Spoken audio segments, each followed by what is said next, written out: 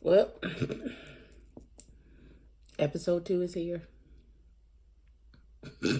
A lot happened. Let's get into it. Ain't it obvious? I just got the check for depositing. $750 for the sound wave to get it processed. Won't stop till that shit weighing down my pockets. My main thing's to my main thing. She a blossom. When she ease the pain with the brain, she a doctor. She open up, then a thing thicker than the plot gets. Swear that shit is awesome. Sight for the optics. Young nigga on top. Nike's all I'm rocking, so that all they see is checks from where the head to where the socks fit. No logo on the bifocal, flicking no roach tips. Won't even show my face until all the shows book. Need the cash in advance, leave them all so shook. I'm the guy they chosen. Rise up like the rose and put them on a poster. All the way up in the sky where the stars posted. Sip it on that rose, I put it down on coasters. Stack francs from the waves till I own the ocean. More praises for the sayings, let it all soak in. They like, hey, that shit is flame, bitch, I know I rode. They going tight. Hey everybody, welcome back to my channel. This is EBBIE with EBBIE Reviews, and this is going to be my review for G Status ATL Hustle Season 2, Episode 2. I just came here to eat.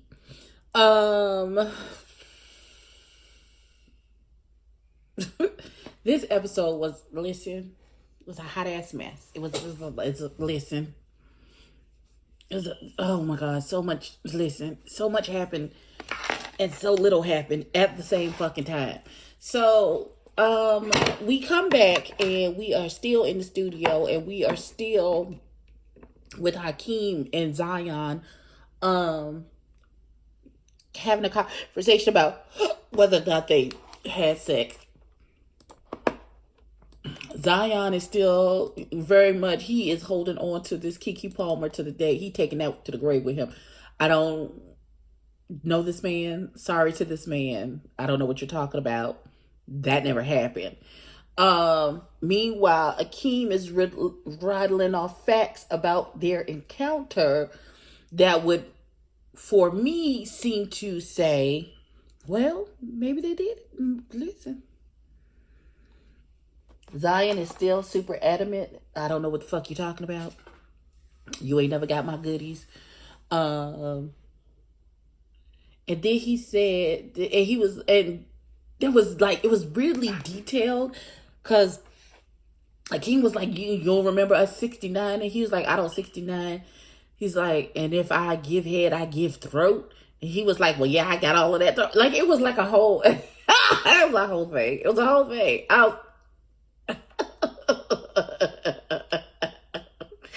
I don't care what nobody say. Hakeem is comical to me.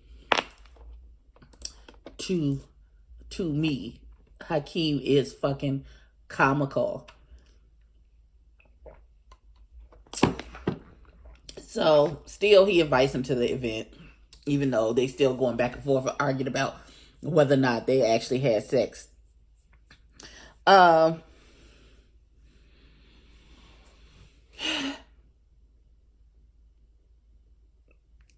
Sherrod and Roman are at the gym. We're introduced to Roman. I think he's on a show with Sherrod, I believe. He's got a nice defined body. I don't know. There's something about the proportions of Roman that seems off to me, and that I may have to watch it again because I was drinking wine and I may have been a little bit tipsy. So, I may not have an accurate, because I felt like I even said it last night, I felt like his proportions was off, like his head to neck to shoulder proportions weren't right. But that could have been the wine. It could have been the wine. It very well could have been the wine. Oh, well. So, they talking, and they talk about going to this dinner. Roman's talking about he's in school for real estate. He does interior design. He asked Sherrod about Tramiel in that situation. Roman says that Tramiel slid into his DMs. That's why he was asking. He said he got through DM security. It got to his DMs. I didn't know there was such a thing as DM security, but listen. He was in the DMs behind the DMs. Now, listen, I took a trip through my DMs behind the DMs, and I was stunned. Do you hear me? Stunned out of my mind. So, Sherrod said that Tramiel, like he's okay. Here's what I heard. This is what I picked up on. So Sherrod and Tramiel had come to some kind of truce. He said, you don't fuck with me, I don't fuck with you, cool. Just don't bring me up, I won't bring you up, blah, blah, blah.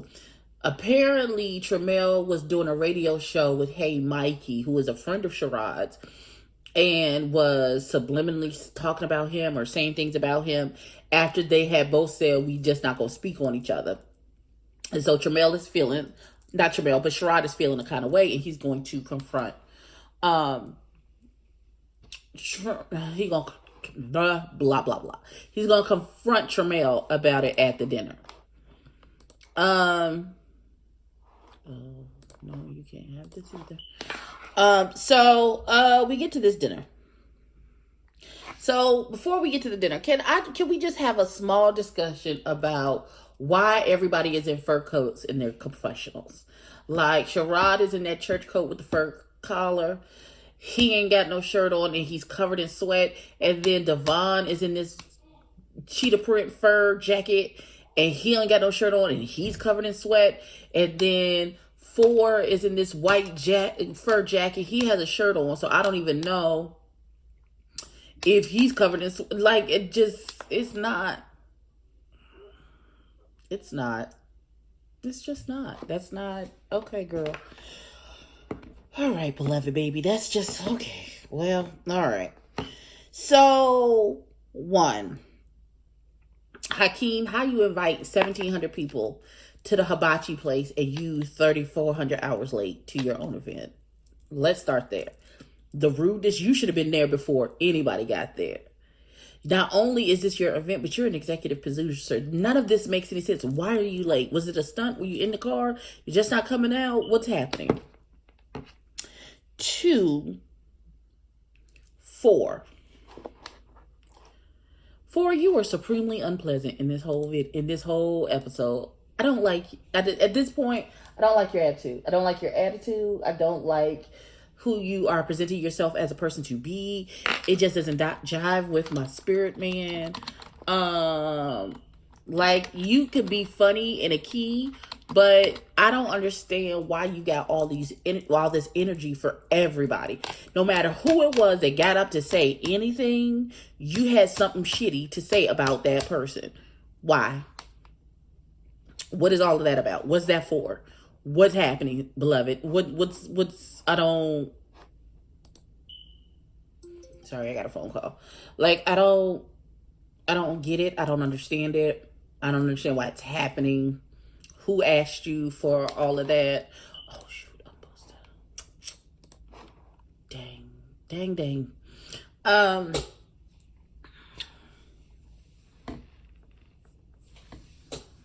I don't get it. Like, I do not get the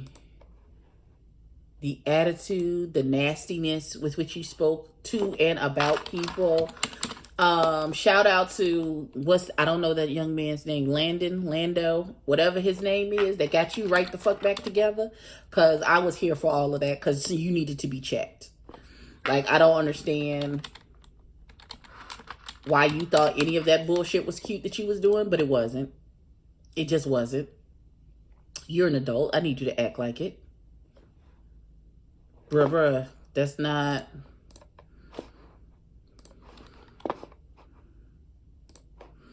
Nope. I don't understand. I don't get it. I don't understand. I don't know why you felt the need to be so nasty and so rude to every single person. Like, when they were trying to figure out to do something to break the ice because everybody's sitting there waiting for Akeem to arrive. They decided to make everybody go around the table, introduce yourself, tell us what you do, blah, blah, blah, blah, blah. So nobody was really getting up to say anything. I'm here. So Delicious got up and she spoke. She was like, hi, my name is Delicious, blah, blah, blah. This is what I do, blah, blah, blah, blah, blah. And so when Redrick got up and spoke, and then when Delicious says to Redrick, she was like, you and I are kind of the same in this game, where we have an issue, that we may have an issue with Akeem because he tends to have an issue with trans and androgynous people in the community. And so Delicious says to her, "You're beautiful and so am I, and you're my sister in this, and I love you." And Blase Bloom just trying to give some positive reinforcement and feedback to Redrick. And then here come yo raggedy ass talk about, well, you're not beautiful. It's always the ugly one talk about how now we twins. Was that necessary? Was that even necessary though? You didn't even have to. Oh, you know what? Oh God. I just wanted somebody to clock your ass. Like I wanted somebody to come up and bop you in the fucking top of your head to knock some sense into you. I want you to watch this episode back and look at yourself and tell me, are you okay with how you acted this episode? Is this how you're going to act the rest of the season? Because if so, it's not gonna be good for you. It's not, because this is not cute. This is not cute at all, baby. It's not even a little bit. Like, I want to be on your side, but you make it real hard. Because it seems like when you're not being a dickhead, you seem to have a good attitude, a good sense of humor and stuff like that. But the shittiness that's deep down in there keeps bubbling to the surface, and it's making you real ugly. So Charlie, Exile, and our guy did not go to the hibachi meet. They went to the DTLR fashion show, I guess, where Megan Thee Stallion was performing. So they weren't there. Akeem finally shows up, and this is where it jumps off the rails as usual. So Akeem comes in. He's like, yeah, I wanted to have this be a networking. We all young black gay men. And then he proceeded to tell the biggest lie in the room. Talk about he's the youngest. No, my nigga. No. So there seems to be several confrontations as there's like, well, we want to clear, if we're all going to work together and network, we want to, if anybody has an issue, if anybody has an issue with each other, let's get it out on the table now. So Sherrod speaks to his issue with Tramiel. That doesn't get resolved because that gets heated very quickly. And then because I feel like Sherrod didn't really want to say what was said, or maybe he don't even remember what was said at this point, and he didn't even remember why he angry. He just know he angry and he wanted to confront him. That's what it felt like to me. And then Brandon and Sherrod had an issue, but their issue seems to be something of a personal nature, and Brandon was very much like, we can handle this at a private time with just the two of us, and then we can discuss our issue. And Hakeem was like, no, get it out on the table now. And Brandon was very much, no, I'm an adult. You can't tell me how to address my own private issue. We said we're going to handle it in this manner, and that is what we're going to do. Point blank, period, the end. And so then Roman and Brandon had an issue. It ended up being a misunderstanding and some social media stuff, so they squashed that. And then next thing I know, I don't know who Brandon was finna knock the fuck out, but there seemed to be somebody saying something crazy and people jumped up and stuff was thrown. Listen, Dracember came in. I'm sorry if I'm all over the place because a lot happened. Dracember came in. So when Dracember came in, and Dracember and 4 are best friends, 4's energy went from a 7.5 to a 25. Like, I don't understand. I guess seeing his best friend and his backup come in, put a battery in his back to really be outspoken and outgoing towards people, who was there for the fool-la-la. Poor Redrick got caught in the middle of the foolishness.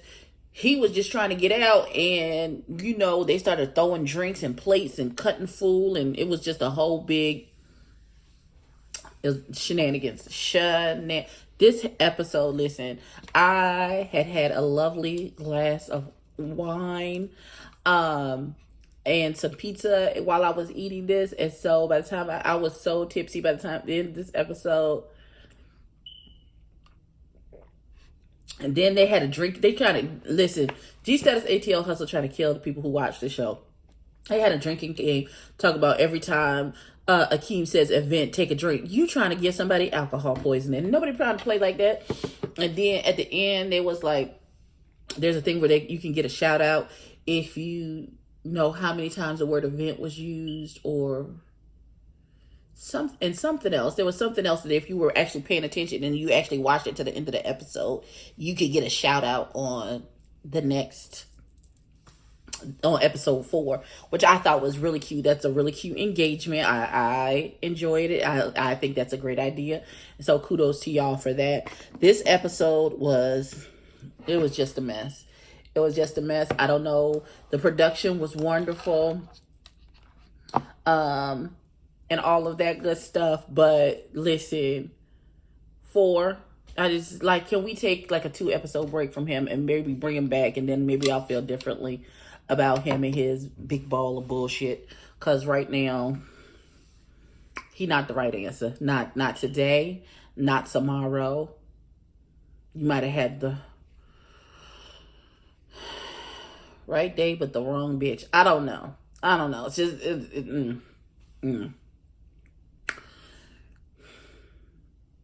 That's my review for this episode. Please like, comment, and subscribe. Tell a friend to tell a friend, and I will catch y'all in the next one. Peace.